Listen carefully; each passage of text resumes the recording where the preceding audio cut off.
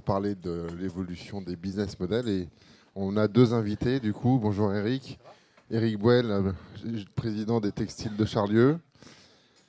Et Kako, donc, que je ne présente plus. Et donc, qui en plus d'animer les foules en amphi, fait aussi des interventions de haut niveau sur les business models. Voilà, Kako. De suivre Chloé dans toutes mes aventures. Merci, je suis très contente d'introduire cette séquence. Parce qu'on est sur le sujet du changement et puis des changements profonds, un petit peu plus que ce qu'on a l'air de voir sur une certaine surface. Et en fait, le changement, c'est même une transformation, quoi. C'est un peu comme si on est une chenille qui va devenir un papillon. On ne voit pas du tout ce que c'est derrière. Et en fait, possiblement, on résiste, en fait. Parce que là, c'est complètement inconnu ce qu'on a à créer et à vivre. Et donc, sur le changement, ce qui est difficile dans le changement, ce qui fait souffrir, c'est la résistance au changement. Ce n'est pas le changement lui-même. Voilà, donc on est un peu dans un impératif de se transformer individuellement et collectivement, et les entreprises en particulier. C'est un peu le sujet qui me passionne et qu'on accompagne dans la Convention des entreprises pour le climat, à laquelle on participe, Olivier et moi, et avec 150, et Letton aussi, 150 entreprises représentées par leurs dirigeants. Et quand on a fait les constats de l'urgence à agir, en fait, on se retrouve quand même dans un dilemme qui est, si on continue, on va dans le mur, et on est collectivement mort, dans un terme plus ou moins lointain, mais assez assuré. Et si on s'arrête individuellement, ça s'arrête, quoi. C'est-à-dire que comment je vis. Et donc, c'était assez difficile à vivre pour tous les dirigeants, là, en se disant, en fait, on est coincé, quoi. Donc là, il faut changer de niveau logique. C'est pour ça qu'on vous emmène dans d'autres espaces, hein, celui du cœur, du corps, parce que c'est là qu'on va trouver les solutions. C'est dans la tête, on va avoir du mal, parce qu'on va reproduire les solutions qu'on connaît déjà et faire plus de la même chose, possiblement. Par exemple, continuer à vouloir gagner de l'argent sur du green, ce qui ne changera pas profondément les business models. Et pour autant, on est en chemin et c'est progressif et évolutif. Alors, on a, à la CEC, ce qui nous a beaucoup aidé, c'est de paver le chemin, c'est-à-dire en étant indulgent avec nous et en acceptant d'y aller pas à pas et puis de partir d'où on est. Alors, on ne part pas tous du même endroit. On a un fabricant de poids lourds diesel, on a des gens qui nativement se sont créés dans l'impact, on a toutes les tailles, on a tous les niveaux de maturité. Et donc, on y va tous ensemble. Et le chemin, ça commence par d'où on part, quoi, la marche dont on vient, ce qu'on a appris à l'école, ce pourquoi on a été valorisé jusqu'à présent, en tout cas dans le passé, le business tel qu'on l'a appris, qui est sur le modèle libéral, capitaliste, normal. Le but est de faire du profit, donc c'est très centré sur les résultats. Et on mesure ça, et c'est ça qu'on valorise, quoi. C'est projeté sur les trois écrans. Ouais. Ah oui, je vois le truc. Et donc, sans se préoccuper forcément des autres, puisqu'on est centré sur soi, focalisé sur ses objectifs, et en n'étant pas forcément conscient de ce qui se passe dehors. Alors, la première marche à gravir, c'est de passer sur devenir responsable, c'est-à-dire de se rendre compte que ce que nous produisons est négatif pour d'autres. Et puis, ça revient en boomerang en plus, donc c'est négatif pour nous collectivement. Et donc là, la première étape, c'est l'entreprise responsable, c'est-à-dire celle qui va développer une politique RSE sérieuse, s'engager sur réduire ses impacts négatifs. C'est ce qu'on a vu tout à l'heure. Et donc, c'est déjà un premier pas. Donc là, on va mesurer, piloter tout ce qu'on peut. Donc, c'est les achats, c'est les méthodes de production, c'est tout ce que vous pouvez. Mais ça, cet aspect-là, c'est bien, mais c'est loin, loin d'être suffisant. On est d'accord que si tout le monde fait ça, ça ne suffit pas. Donc l'étape d'après, c'est d'arriver à mettre la RSE en fait, au cœur de la stratégie et de voir la RSE non pas comme une contrainte et qui va nous freiner, qui va nous obliger à ralentir, qui va nous coûter plus cher et à faire entrer ça dans notre équation économique. Ce n'est pas ça l'idée. L'idée, c'est de prendre ce problème comme en fait, une opportunité d'un autre développement, d'un autre type de croissance. C'est-à-dire de voir dans le problème en fait, une source positive d'innovation et de voir les choses autrement et de mettre ça au cœur de la stratégie avec là un objectif d'impact positif. C'est plus je réduis mon impact négatif, c'est j'ai un objectif d'impact positif. Et là, on a tout un tas d'entreprises qui se construisent nativement là-dedans, donc les startups qui sont financées par les fonds. Pour ceux qui sont allés à Change Now, il y en avait 1 millier. Et donc ça, il y en a partout, hein, on voit plein d'exemples partout. Et puis, c'est dans les corporates, dans les grands groupes, des entités, des nouvelles offres, etc. Donc, ce qu'on a fait avec Olivier depuis 3 ans, c'est un peu gravir cet escalier de partir de on fait du business normal, on fait de l'IT, on gagne de l'argent, on est performant. Et puis on passe à la prise de conscience d'Olivier, à une conférence de Valérie Cavanès, et on dit qu'est-ce qu'on fait. Donc en fait, c'est former tous les managers à être plus conscients, la fresque du climat, etc. Et donc développer déjà une politique RSE, changer les achats, bâtiments HQE, voitures électriques, matériel d'occasion, etc. Et puis cantine végétarienne. Et puis ensuite, ça suffit pas. Ensuite, passer au cœur de métier, donc des offres bas carbone. Et puis donc toute la stratégie de constellation qui découle de créer des nouveaux business en fait qui n'étaient pas du tout dans leur cœur de métier, mais qui maintenant deviennent un peu au cœur de votre identité. Et puis, mais ça suffit pas encore. Ça suffit pas encore parce que ça ira pas assez vite comme ça. Et que finalement, c'est pas le paradigme dans lequel on doit vraiment arriver. Le paradigme qu'on vise à la Convention des entreprises pour le climat, c'est les entreprises régénératives, c'est-à-dire qui, elles vont avoir une contribution nette positive. C'est-à-dire que chaque fois que j'opère, je régénère. Je restaure des écosystèmes, je répare, je recrée des conditions favorables à la vie. Et donc là, on est sur une logique de relier avec le vivant. On parle de perma-entreprise. Et ça se passe forcément dans des logiques écosystémiques. C'est-à-dire qu'ici, on est dans un... J'ai appuyé trop vite sur mes boutons. Ici, on est dans un paradigme. Je l'ai mis en orange pour ceux qui connaissent la spirale dynamique. Il y en a qui connaissent la spirale dynamique? Ou les travaux de Frédéric Laloux? Non? Personne? Ouais. C'est un paradigme culturel centré sur les contenus, sur le quoi, sur ce que je fais, les résultats. Donc, je vais mesurer, je vais être en compétition et je vais être dans j'ai raison, quoi, en fait. J'ai raison, je suis le meilleur. Et c'est des logiques qui sont assez mécaniques. Ici, on est dans un paradigme vert qui est pluraliste, dans lequel je vais plutôt m'intéresser à comment je fais les choses, à la qualité, au bien-être, aux personnes. Et donc là, on va valoriser la relation et la coopération. Donc ici, c'est plus les euros qu'on valorise. Et ici, c'est plus la qualité de vie, par exemple, la santé, le bonheur. Et on va avoir une logique de coopération, de prendre en compte tout le monde. Et d'agir au niveau systémique. Et là, l'entreprise régénérative, là, on a un saut quantique, on va passer sur des entreprises qui vont être centrées sur le sens, sur la vision, sur leur raison d'être, qui sont guidées par la conscience, et avec des organisations complètement différentes, donc je crois que les tissages de Charlie en sont un exemple, la motivation, c'est la cause, et elle est portée par tous. Donc là, on a des fonctionnements organiques qui sont comme dans la nature, c'est-à-dire que plutôt que ici, on fait planning and control. Et là, on est sur je ressens et je m'adapte. Donc, des choses qui sont beaucoup plus dans la présence. Voilà. Et là, pour passer de là à là, c'est vraiment le saut quantique. C'est-à-dire que ça ne peut pas se faire dans la continuité, ça va être dans la discontinuité. Et donc, pour ça, on a travaillé avec Christophe Samples de Lumia, qui fait de la recherche-action sur ces sujets, qui nous a donc emmenés dans des méthodos qu'on n'a pas le temps de décrire ici, mais qui amène là. Et les 150 entreprises, la Convention des entreprises pour le climat, vise ça maintenant. Voilà, je m'arrête là. J'en suis où de mon timing?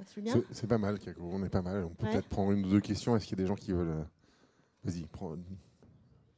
Alors, passe ton micro, Kako. Oui. D'une entreprise... Alors, il y a l'exemple... Enfin, il y a plein d'exemples connus. Ils sont assez rares, parce que ça, c'est un modèle émergent. C'est-à-dire qu'un peu partout, il y a quelques petites émergences de systèmes et d'entreprises, mais on aura les tissages de Charlieu. C'est-à-dire que là, je vais considérer que les déchets des autres sont mes ressources et mes déchets sont les ressources des autres. Donc, c'est vraiment circulaire comme dans le vivant. Et je vais mettre la créativité au service du vivant, c'est-à-dire de créer de la vie, de la biodiversité. Et on va vers mais du coup, on a l'exemple juste après. Et l'exemple, oui, alors si, il y a l'exemple, on a Ulteria, par exemple, qui fait du mobilier en bois pour équiper des magasins, qui s'est transformé en rencontrant Biocop.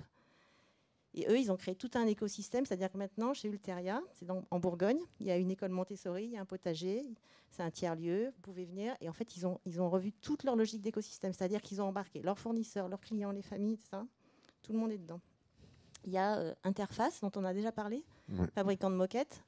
Eux, ils ont shifté en se rendant compte. Le président s'est rendu compte. C'est lui qui a dit si c'est pas moi, c'est qui? Et si c'est pas maintenant, c'est quand? Entre autres, il y a d'autres gens qui l'ont dit. Malraux, le premier, je crois. Qui s'est rendu compte de ce qu'ils faisaient avec la moquette. Et donc, ils ont complètement shifté leur business model. Et maintenant, alors, ils ont revu toute leur chaîne de production, donc tous les acteurs en amont, en aval, et revu leurs offres. Et maintenant, ils ne vendent plus de la moquette. Ils vendent un service il y a quelque chose au sol qui est confortable. Et du coup, c'est eux qui ont inventé les dalles de moquette. Quand il y a une moquette qui est tachée à un endroit, j'enlève une dalle, je la remplace. Je ne suis pas obligée de remplacer toute la moquette. Et ils font ça parce qu'ils louent la moquette. Ouais. Donc là-dessus, on pourrait en parler pendant des heures. Et, je préfère qu'il y ait un vrai exemple. Un vrai exemple. Il y a Pocheco aussi dans le Nord qui est très connu. Voilà. En fait, en gros, toutes les entreprises qui sont décrites dans le livre de Frédéric Laloux, Reinventing Organizations, que je vous recommande, elles font ça. Eh bien, merci pour cette transition. Je propose qu'on passe la parole à Eric. Alors, Eric, en 2 minutes, parce qu'il y a peu de littérature sur toi dans la presse, et quand je t'ai demandé une bio, c'était très sommaire aussi. Grande école, 15 ans dans l'hôtellerie, rachat des tissages Chariot en 97, et le reste de l'histoire, je vais te laisser la raconter. Merci. Merci, Eric.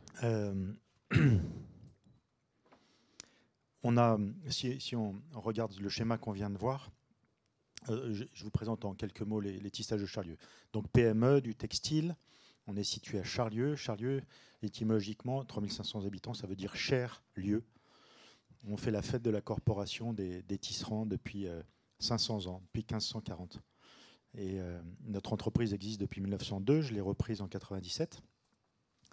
On a vécu la mondialisation, on a axé notre stratégie sur la créativité et la réactivité. Puis en 2008, on s'est dit qu'il fallait vraiment, on avait vu les chemins du développement durable, qu'il fallait vraiment avancer là-dessus. Ça nous semblait être un modèle économique qui nous donnait du sens, qui nous donnait envie de nous lever le matin. Et on a décidé en 2008, on a fondé une association qui s'appelle Altertext, dont l'objectif est de stimuler le développement durable dans le textile français. Et puis on a avancé avec ça. Aujourd'hui, les tissages de Charlieu, c'est 80. On est tisseur, hein, on fabrique du tissu pour l'habillement féminin notamment. Et puis petit à petit, ça a évolué. On a eu au niveau environnemental, on est passé de 0% à 80% aujourd'hui de fil éco-responsable. La matière entrante chez nous, c'est du fil. C'est-à-dire principalement du recyclé, mais aussi du bio et des fibres issues de l'agriculture française. On est en contravers avec Électricité de Savoie, donc zéro énergie fossile dans notre process. On a une électricité qui est issue des barrages de Savoie, donc 6 grammes de CO2 par kilowattheure contre 100 grammes pour le kilowattheure français, 1200 pour le kilowattheure chinois. On récupère la chaleur des métiers pour chauffer les bureaux.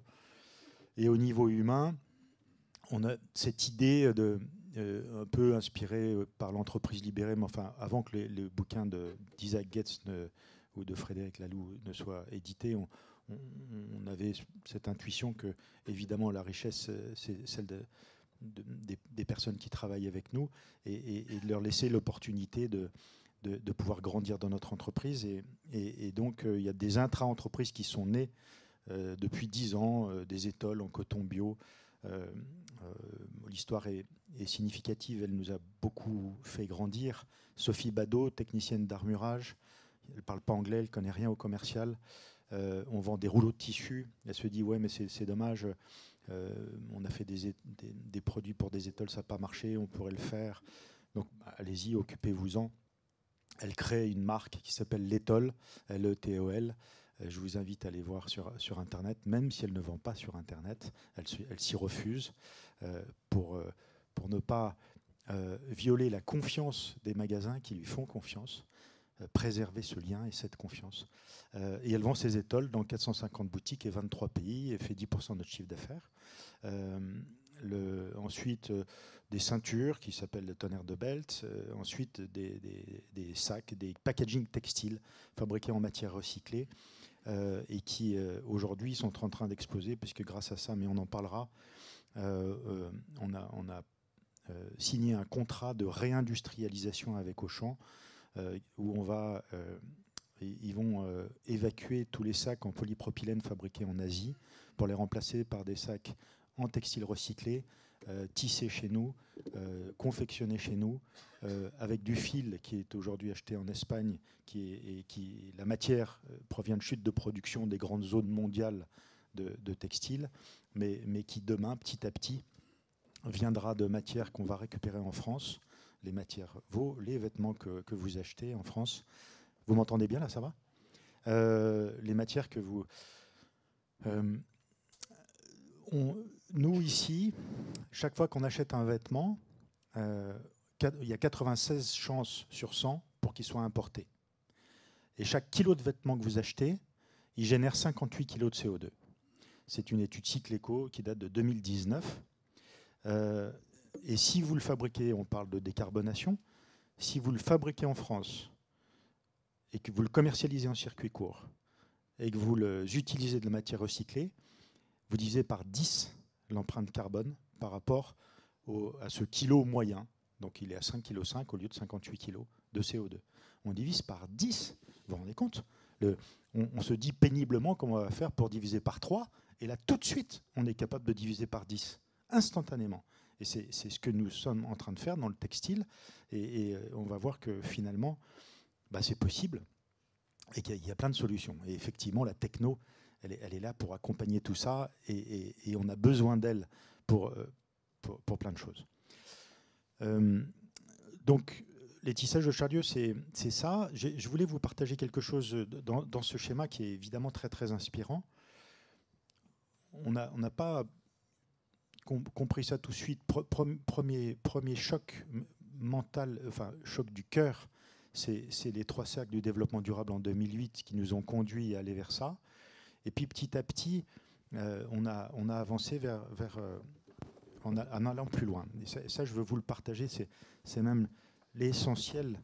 Vous avez parlé beaucoup du cœur, beaucoup du sens, etc. On est convaincu que l'entreprise peut et doit être un support d'épanouissement de l'être humain. C'est ça son métier premier, qui prévaut sur tous les autres. Si on fait en sorte que toutes les personnes qui travaillent avec nous, elles peuvent vraiment s'épanouir dans tout leur être, vous imaginez la puissance que vous déployez dans votre entreprise. Elle est exceptionnelle. On n'y arrivera jamais, bien sûr. C'est un but inatteignable. Mais ce potentiel qui couvre dans nos entreprises, je vous parlais de l'intra-entreprise L'Étole, pour ça, cette créatrice qui était technicienne d'armurage, qui fait 10% de notre chiffre, qui vend des étoiles en coton bio, alors que tout autour de nous, vous imaginez, entreprise textile en 1995, et 40 ans de mondialisation, enfin 25 ans de mondialisation, c'est un désastre. La plupart des entreprises sont mortes. Nous, on a triplé le nombre de salariés, notamment grâce à ça, grâce à nos salariés, finalement. Alors, une fois qu'on a dit ça, c'est facile, mais comment on fait ? Pour nous, c'est des convictions, hein. Évidemment, on est loin d'être une entreprise parfaite, on est loin d'être une entreprise idéale, mais en tout cas, ce qu'il y a de sûr, c'est qu'on sait le chemin que nous voulons emprunter et qui est celui-là. Pour que l'entreprise devienne un support d'épanouissement de l'être humain, pour nous, il y a 3 ressorts. Le premier ressort, c'est l'engagement. D'abord, l'un des trucs auxquels on est tous confrontés, c'est de se dire, c'est d'abord de trouver des salariés qui viennent travailler dans nos entreprises. Et l'idée, c'est pas qu'on propose un job, mais un chemin pour grandir. Et pour cela, donc 3 axes. L'engagement. Victor Hugo disait l'intelligence se nourrit de ce qu'elle reçoit et le cœur de ce qu'il donne. Depuis le siècle des Lumières, on est convaincu que la rationalité, l'intelligence de notre cerveau est capable de tout comprendre, de de tout maîtriser, etc. Et nos études, depuis la maternelle, dans les entreprises, etc., on s'occupe de muscler notre cerveau. Alors, je ne sais pas vous, chacun d'entre vous, mais ce qui nous donne envie de nous lever le matin, ce n'est pas notre intelligence, c'est notre cœur. Et le cœur se nourrit de ce qu'il donne. Ça veut dire avec le sentiment qu'on fait quelque chose qui nous dépasse, qui est plus grand que nous, qui fait du bien et qui rend service. À partir de ce moment-là, on nourrit notre cœur, donc notre engagement, donc notre capacité à mobiliser tout notre être. Au Tissage de Charlieu, la mission que nous sommes donnée, on est entreprise à mission, c'est de prouver qu'on est capable de produire en France des textiles accessibles au plus grand nombre, créatifs, qui décarbonent notre filière, qui sont des supports de développement de l'économie circulaire textile française et qui contribuent à créer et à sauvegarder et à créer des emplois industriels dans notre pays. C'est ça notre mission et ça nous donne envie de nous lever le matin parce qu'on se dit que ça vaut la peine, que c'est important pour nous, bien sûr pour nos emplois, mais pour notre région, pour notre pays, pour aussi cette idée que le textile est précurseur des grands mouvements de notre société. La première, la grande révolution, au XIXe siècle, on appelait l'industrie textile la grande industrie. La mondialisation, elle est née avec le textile. Quand vous pensez mondialisation et aux effets pervers de la mondialisation, on pense spontanément au textile. La mer d'Aral a séché, le Rana Plaza, les Ouïghours, les plages du Ghana qui sont envahies de déchets textiles qui viennent du monde entier, des pays occidentaux plutôt. Enfin bref, tout ça. Donc, premier point, c'est l'engagement. Le deuxième point, c'est le savoir-être ensemble, le lien. Vous parliez tout à l'heure d'écosystème. L'écosystème, évidemment, c'est basé sur le lien.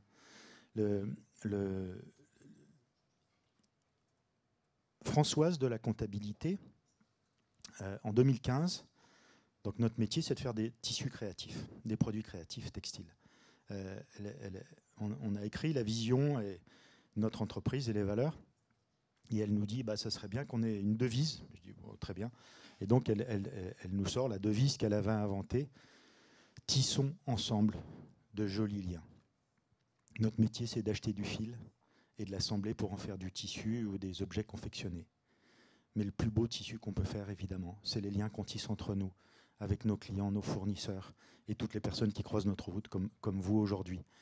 Et que ça, bon, je ne sais pas comment vous le ressentez, mais le lien, soyons bien persuadés, si on retient juste ça, le lien est constitutif de notre humanité. Nous ne sommes humains qu'en interconnexion les uns avec les autres.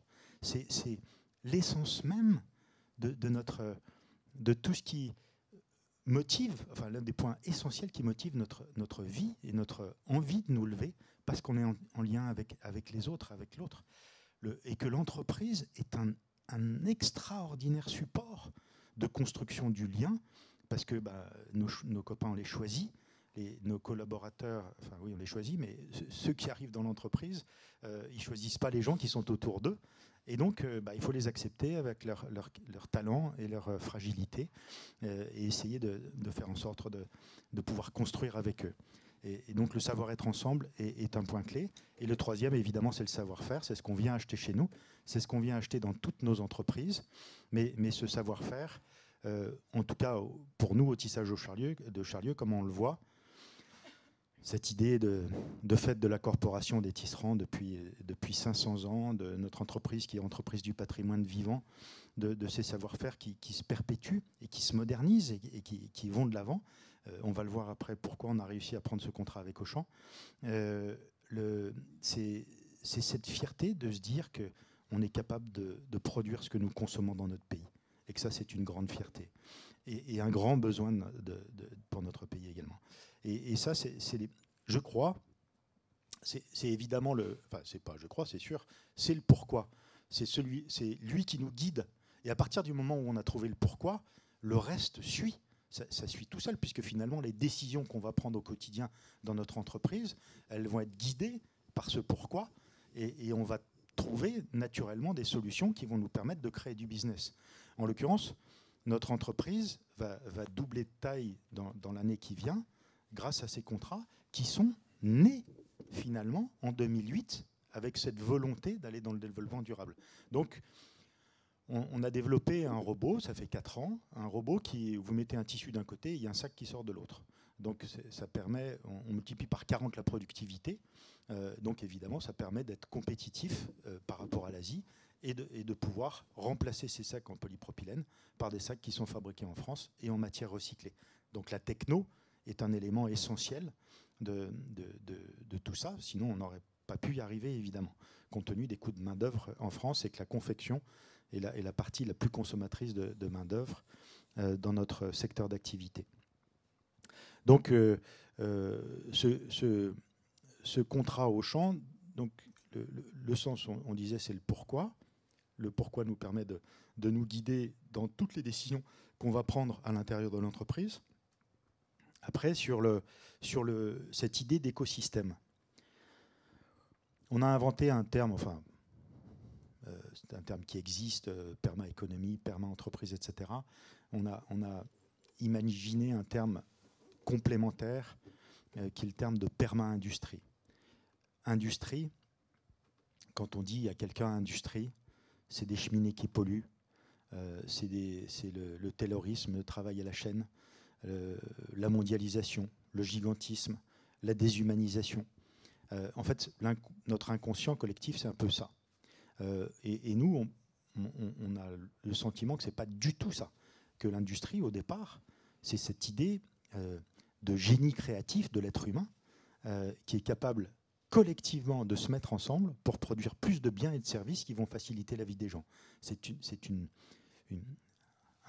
Il faut redonner de la noblesse à ce mot, à cette idée d'industrie. Industrie, c'est industrie qui transforme de la matière, hein, mais c'est aussi l'industrie du cinéma, l'industrie, toutes les industries. C'est ceux qui font et qui vont dans un écosystème, un peu comme la permaculture, bien sûr, prendre soin de la terre et des hommes. Cette idée qu'on ne soit plus dans un système basé sur la fusion, acquisition, absorption, mais plutôt sur le partenariat, l'association, la coopération, qu'on soit non plus, dès qu'on devient gros, qu'on va essayer de bouffer notre voisin, mais au contraire, ou notre fournisseur, mais au contraire, qu'on va essayer de l'aider à grandir avec nous dans un écosystème où tout le monde se respecte et s'entraide. Je ne sais pas si certains d'entre vous ont lu un bouquin qui a été écrit par 2 scientifiques qui s'appelle « L'entraide, l'autre loi de la jungle ». Si vous réfléchissez, depuis l'origine de la vie, depuis la construction des atomes jusqu'à la construction des molécules, des acides aminés, des plantes, etc., c'est une histoire d'entraide et pas une histoire de loi de la jungle ou basée que sur des éléments brutaux, mais au contraire, c'est l'entraide qui a créé la vie et qui continue à le faire. Donc cette idée de perma-industrie, c'est un peu tout ça. C'est comment est-ce qu'on arrive à avoir de réfléchir profondément à quoi servent nos entreprises, comment elles peuvent faire du bien, comment elles peuvent servir l'homme, qu'on ait des entreprises qui soient au service du bien commun. Évidemment, c'est le cœur de tout ça. Et on comprend bien que ce n'est pas par méchanceté qu'on fait ça. C'est aussi parce qu'on a des entreprises, on a envie de les développer, qu'on est dans un environnement qui peut être assez brutal et qu'on a peur qu'effectivement, si on a une logique qui est différente de celle-là, que notre entreprise n'arrive pas à résister. Et c'est nos peurs qui nous conduisent à rester sur ce domaine-là. Et en fait, c'est pourquoi est très libérateur et nous permet d'avancer vers quelque chose de différent, avec une fécondité qu'on n'imagine pas. C'est-à-dire, en 2008, quand on a créé Altertex, jamais on aurait imaginé qu'on allait passer un contrat avec un des grands de la grande distribution, puis il y en a d'autres, pour faire les produits qu'on va faire avec lui. Donc, en fait, la fécondité de ce modèle-là est beaucoup plus puissante et rapide que ce qu'on peut imaginer. Et évidemment, si vous êtes là aujourd'hui, c'est que vous y êtes sensible et que vous avez envie d'y aller. Donc j'ai déjà sans doute beaucoup trop parlé. Non, c'est parfait, Eric, on est dans les 20 minutes qui étaient prévues. Moi, j'ai juste une question à poser là. Quand vous écoutez Eric, qui a envie de travailler chez lui là?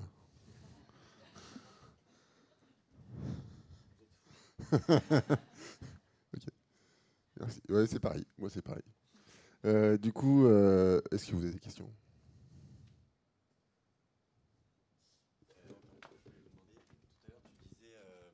En parlant de la chimie, le modèle n'est pas connu, on ne sait pas vers quoi on va.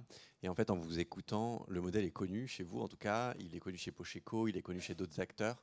Est-ce que vous êtes un peu donné comme mission aussi de diffuser ce modèle? Si vous êtes aujourd'hui là, j'imagine que c'est en partie pour le faire. Est-ce que vous accueillez des entreprises pour leur partager votre modèle, votre façon de faire? Comment vous arrivez à rayonner au-delà de votre activité? Ça rejoint une question sur l'Union des industries textiles. Oui, Que je voulais te poser après. oui. Deux, trois trucs par rapport à ça que j'ai oublié de vous dire. Ce qu'on fait avec les produits qu'on a fait dans un écosystème où on est à peu près 25 entreprises, on est associé également dans une nouvelle usine qui va ouvrir en juillet, qui est une usine de recyclage, la première usine de recyclage post-consumer textile qui ouvre maintenant, avec 2 autres entreprises, et une usine de tri automatique.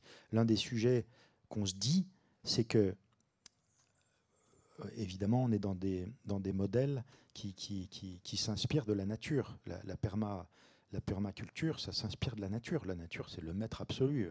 3 milliards d'années de R&D, on ne sait pas mieux faire. Cette économie circulaire, c'est évidemment chaque organisme vivant génère des déchets. Ces déchets, c'est la nourriture ou la matière première d'un autre organisme. Donc, on est associé à 26 sur ces projets d'économie circulaire textile française pour pouvoir transformer les 800 000 tonnes de textiles qui sont consommés chaque année dans notre pays, et dont une grosse partie devient du déchet, et que ce soit de la matière première exploitable, triée de manière suffisamment fine, etc. etc. Et tout ça, ça va nous permettre de créer des emplois. C'est un emploi par tonne de textile recyclé dans une économie circulaire textile française. Et c'est 50 tonnes de CO2 économisées. C'est le sujet de cette journée, comment on peut faire. Ce pourquoi, il reprend les 3 grands défis de notre pays, qui sont les défis de nos industries aussi et de nos activités.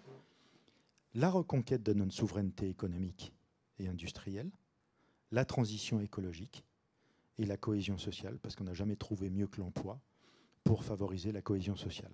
Donc on rejoint les défis de notre pays. Les défis RSE sont des défis essentiels de notre pays. Pardon de vous rebattre les oreilles avec Auchan, mais juste cet exemple-là. C'est 10 millions de sacs par an, c'est 90 emplois directs, plus sans parler des indirects, 90 000 tonnes de CO2 économisées, donc c'est 1000 tonnes de CO2 économisées par emploi créé, et c'est 10 millions d'euros de déficit de notre balance commerciale en moins, puisqu'évidemment on arrête d'acheter au Vietnam pour acheter en France, créer des emplois, etc. Donc on fait vraiment du bien. C'est ultra puissant comme système.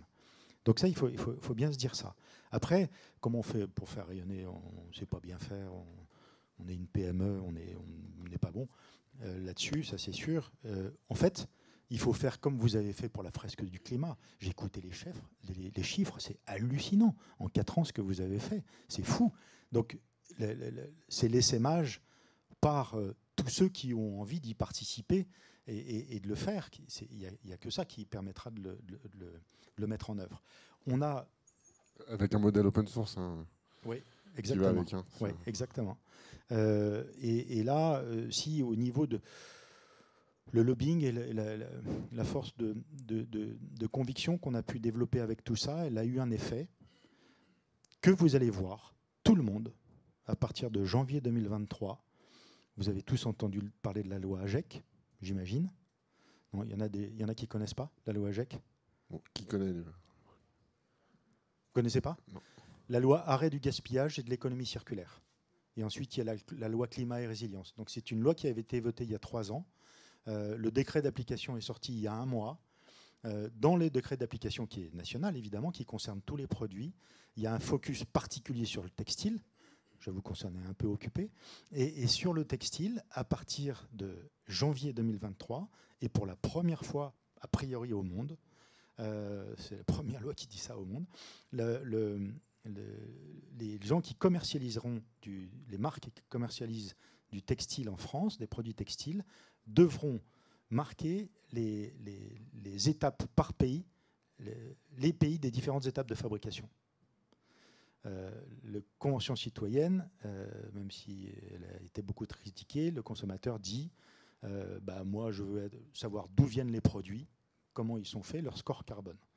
Et avec cette loi AGEC, on va avoir ça.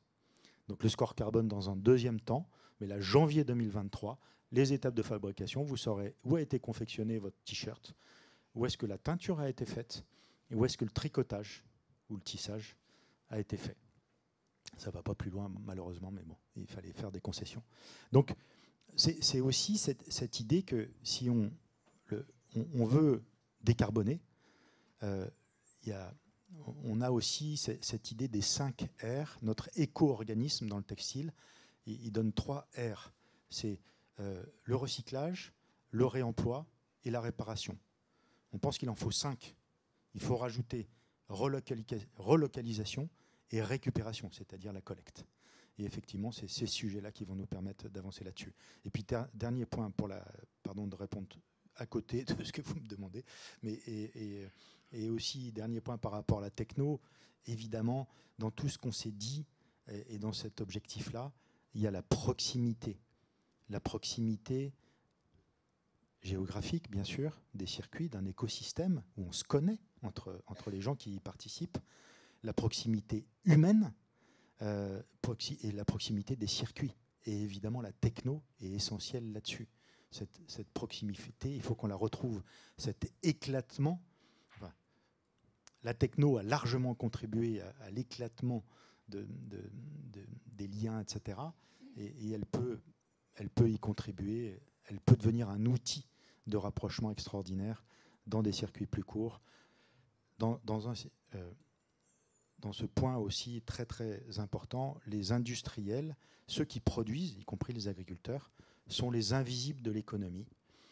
Il faut qu'on puisse rendre visibles ceux qui produisent et les mettre plus rapidement en lien et avec des liens plus proches avec ceux qui consomment. Eric, on te remercie.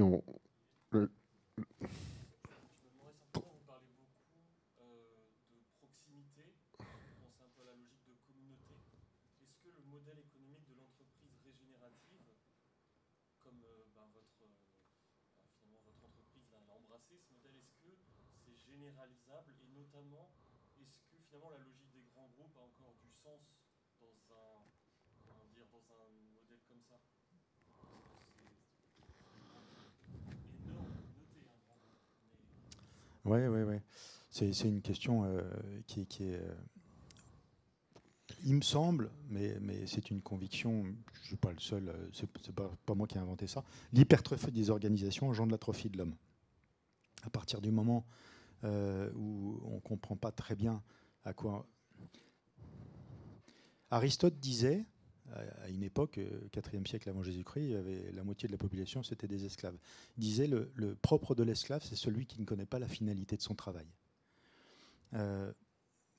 Combien on a de personnes qui ne connaissent pas la finalité de leur travail aujourd'hui dans le monde salarial?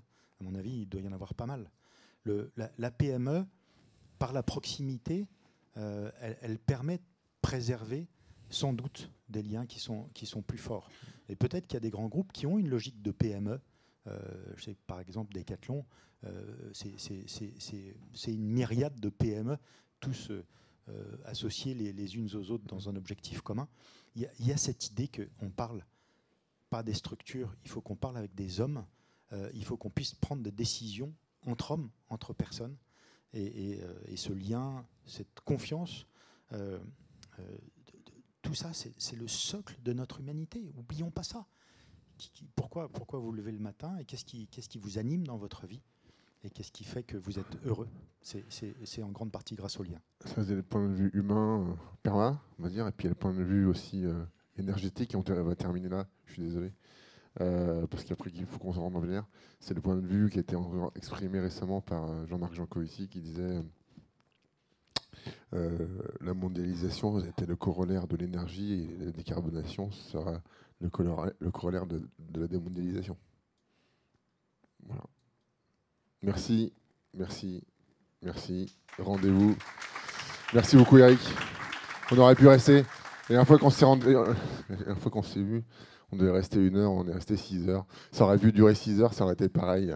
Donc on est obligé d'arrêter, mais merci d'être venu jusqu'à nous, apporter ton témoignage depuis cette belle région de la Loire, de Charlieu, pleine d'énergie vitale.